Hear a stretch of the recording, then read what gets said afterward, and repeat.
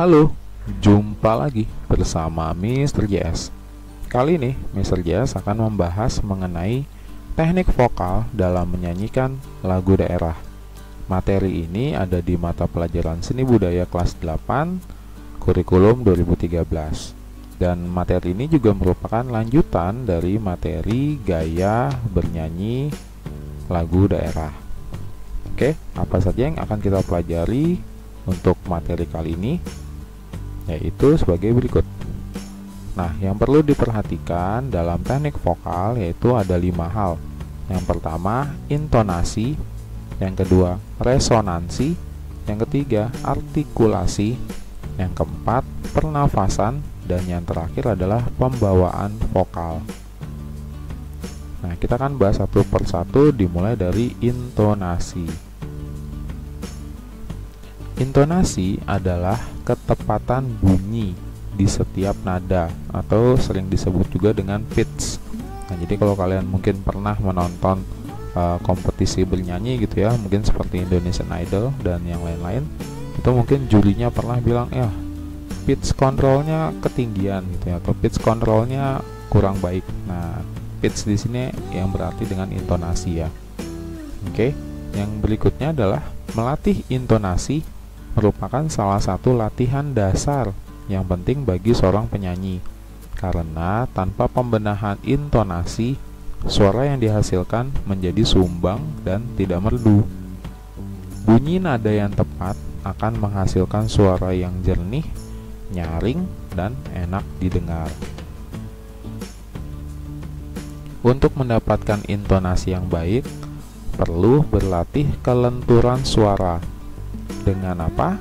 Dengan cara menyanyikan nada-nada dengan teknik staccato dan legato.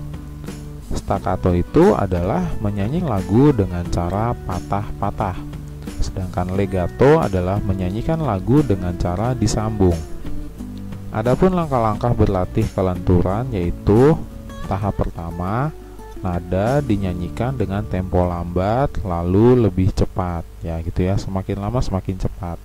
Kemudian tahap kedua, nada dinyanyikan dengan tempo bervariasi.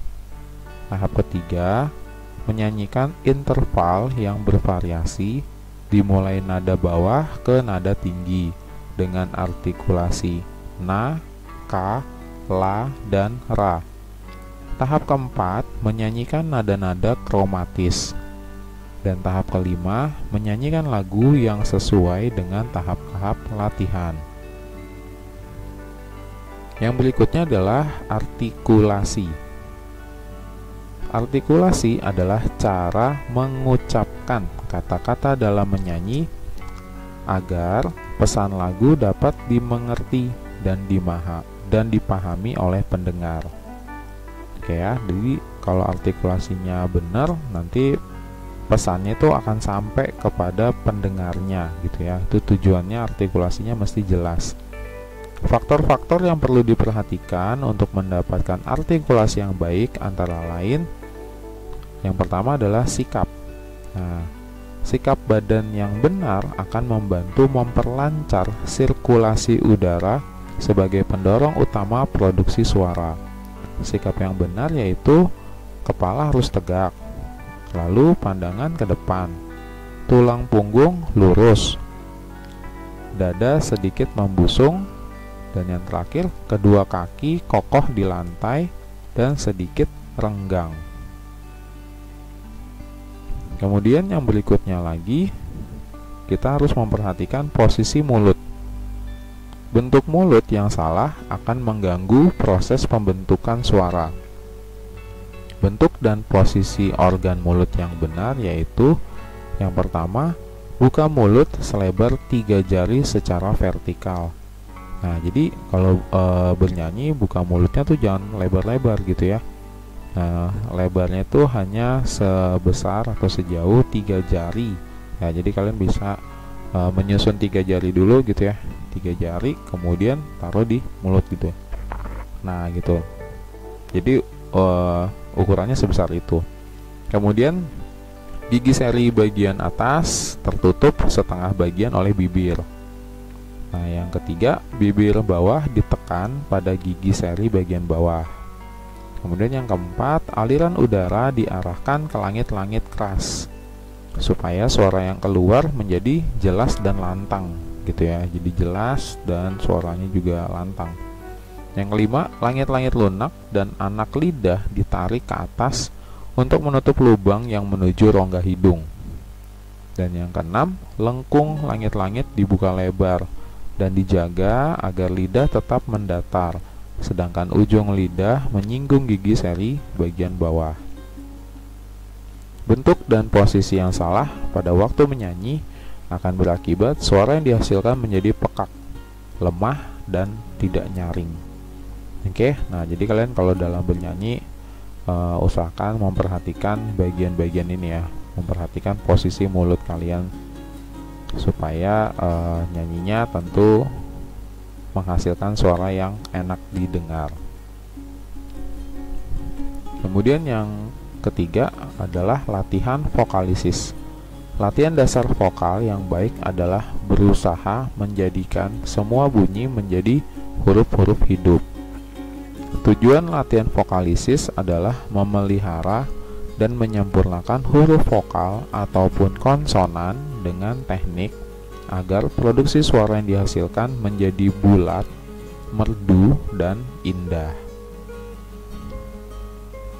Yang berikutnya, teknik pembentukan bunyi vokal. Bunyi vokal adalah bunyi yang keluar karena udara dari paru-paru tidak mendapat rintangan. Jenis dan macam vokal tergantung dari posisi bibir, tinggi rendah lidah, dan maju mundurnya lidah. Pembentuk vokal meliputi vokal O, U, A, E, I, dan vokal E. Nah, gitu ya, makanya terlihat di layar E-nya kok dua kali ya, gitu ya. Bahwa yang E yang pertama kita baca E, yang kedua E, gitu ya. Makanya ada dua. Kemudian yang berikutnya, teknik pembentukan bunyi konsonan. Pembentukan bunyi konsonan adalah bunyi yang keluar dari paru-paru, mendapat rintangan atau hambatan. Terbentuknya bunyi konsonan tergantung peranan lidah sebagai artikulator dan sasaran titik artikulasi. Yang berikutnya mengenai resonansi. Resonansi adalah suatu gejala bunyi yang dikembalikan dari suatu ruangan. Semacam gema yang timbul karena adanya ruangan berdinding keras, sehingga sanggup memantulkan suara. Tanpa ruangan resonansi, pita suara hanya menimbulkan bunyi yang lemah karena panjangnya hanya 1,5 hingga 2 cm. Nah, dengan adanya resonansi, suara manusia menjadi keras, indah, dan gemilang. Gitu ya, tapi kita butuh ruangan resonansi. Nah, di sini ada kalimat atau ada kata berdinding keras gitu. Emang ada ruangan yang dindingnya gak keras gitu ya. Maksudnya seperti dinding triplek gitu ya. Kalau dindingnya seperti dari triplek itu nanti suaranya tidak beresonansi gitu ya, tidak bergema. Nah, maksudnya hal yang dimaksud dengan berdinding keras seperti itu. Yang berikutnya adalah mengenai pernafasan. Pernafasan adalah keluar masuknya udara melalui paru-paru. Udara yang digunakan saat menyanyi lebih banyak dibandingkan persediaan untuk bernafas sehari-hari.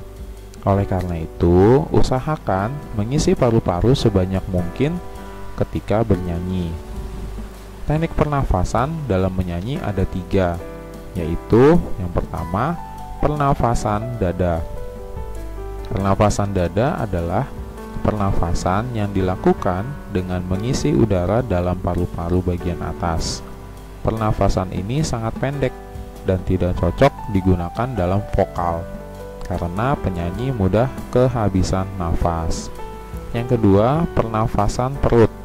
Pernafasan perut adalah pernafasan yang dilakukan menggunakan rongga perut sebagai tempat untuk menyimpan udara. Yang ketiga, pernafasan diafragma. Diafragma adalah sekat di di antara rongga dada dan rongga perut. Pernafasan diafragma dilakukan dengan memaksimalkan otot-otot diafragma. Saat otot diafragma menegang atau lurus, maka rongga dada dan rongga perut menjadi longgar dan volume udara menjadi bertambah.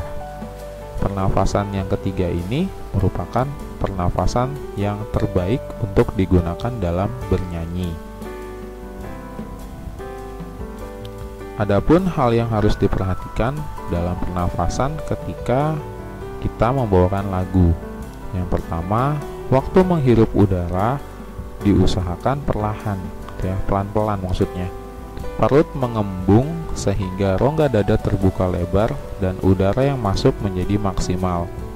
Kemudian yang kedua, setelah udara masuk, kita tahan dulu selama 5, 10, atau 15 detik secara bertahap. Kemudian kita keluarkan udara sedikit demi sedikit secara stabil gitu ya. Nah, lakukan latihan ini secara berulang-ulang supaya latihan pernafasannya dalam membawakan lagu nantinya menjadi prima. Kemudian yang terakhir adalah mengenai pembawaan. Salah satu keberhasilan seorang penyanyi dalam membawakan sebuah lagu adalah ketepatan dalam menginterpretasikan sebuah karya musik atau lagu. Faktor-faktor yang perlu diperhatikan dalam menginterpretasikan karya musik antara lain tema lagu, unsur-unsur musik, tanda tempo, tanda dinamik, tanda ekspresi, irama, dan birama, pesan dan kesan yang disampaikan, serta kesulitan-kesulitan lagu, gaya, dan klimaks lagu. Oke? Demikian pembahasan singkat mengenai teknik vokal dalam menyanyikan lagu daerah. Semoga hal ini dapat bermanfaat bagi kalian semua. Terima kasih untuk kalian semua yang sudah menonton video ini. Semoga bermanfaat dan sampai bertemu lagi di video Mr. JS berikutnya. Terima kasih.